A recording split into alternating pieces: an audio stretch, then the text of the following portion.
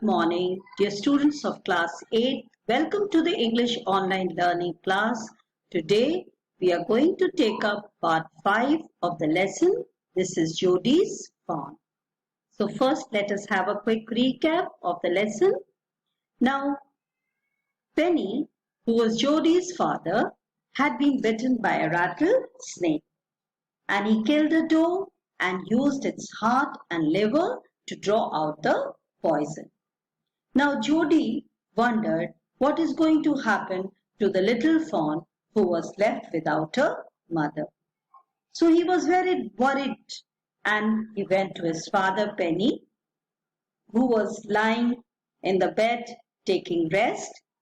He told his father about his worries, and he also said that he wants to go to the forest to bring the fawn home. And father need not worry because he will take Millville with him. So father said, fine, you will have to inform mother.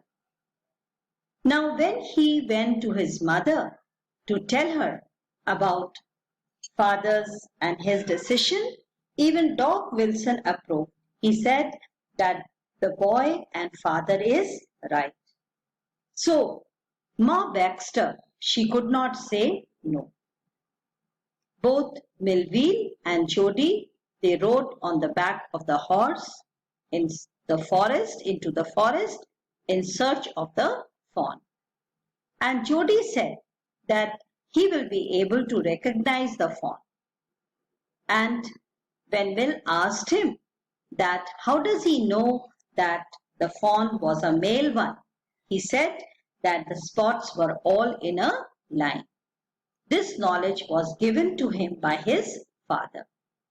Now when he reached the forest, he wanted Millville to leave the place because he wanted the emotion, the meeting to be very private. He did not want in front of Millville if the fawn had died.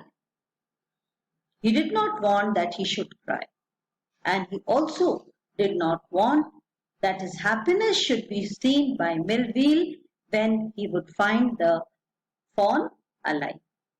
So he asked Millville to leave as he already has known the place and he can now reach the fawn. Now Millville could not say no, and he said, but you take care of yourself. So he said the tall pine was a sign and which will show him the directions, and Millville left. Now Jody was all alone. When he reached there, he could see the carcass, the dead body of the doe lying there, and it was surrounded by vultures. Even he could see the footprints of the cat. The wild cat had also visited the area but had left because they eat only fresh prey which they have killed. So they had left the doe, the body of the doe, to be eaten by the vultures. Now as he reached its side, he could see the fawn lifted his nose. Probably the fawn recognized him. And he took the fawn in his hands, and the fawn also allowed him. And they both came out of the forest towards home. Now, as it was a great distance, Jody felt tired and he left the fawn. But then he also knew his father had said that once the fawn allows you to be lifted, they will follow you. And this fawn also did the same. Now whenever on the way Jody felt tired, he used to leave the fawn and the fawn used to follow him. Like this the distance was covered and Jody reached his house. He thought, Now, once he is going to get inside the house, he will be going alone and the fawn will follow him. But the fawn just stopped before the steps and he did not climb the steps. So Jody had to pick the fawn in order to carry him to his house. And he decided to go straight to the father. Now let us begin from here. Jody called, "Pa, look!" Penny turned his head. Jody stood behind him. The fawn clutched hard against him. It seemed to Penny that the boy's eyes were as bright as the fawn. He said, "I am glad you found him." So the fawn's eyes were bright and Jody's eyes were also as bright as the fawn. That means they both were happy. And father said, "I am glad that you found the fawn." Jody then went to the kitchen. The fawn wobbled after him. Now the fawn started following him. A pan of morning's milk stood in the kitchen safe. So morning milk was there in the kitchen. The cream had risen on it and it had a layer of cream on it. He skimmed the cream into a jug. He poured milk into a small bowl. He held it out to the fawn.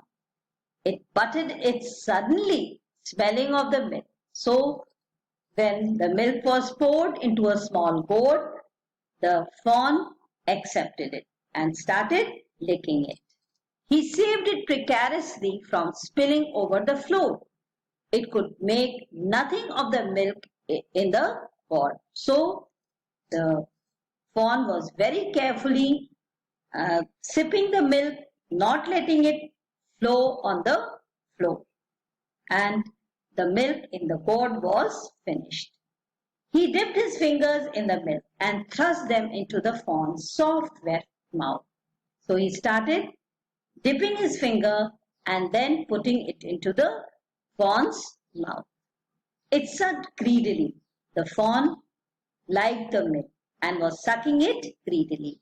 When he withdrew it, it bleated frantically and butted him.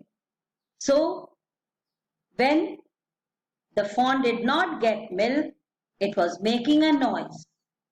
He dipped his finger again as the fawn sucked.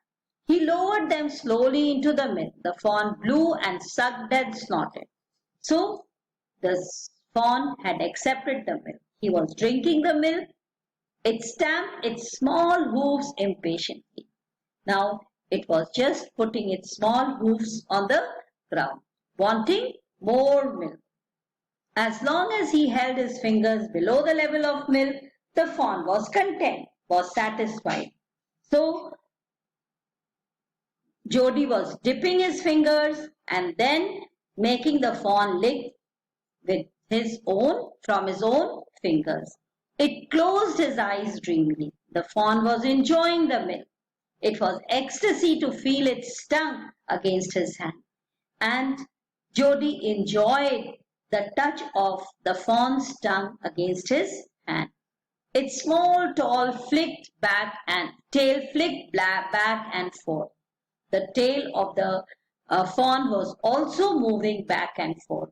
The fawn seemed happy and Jody was happy.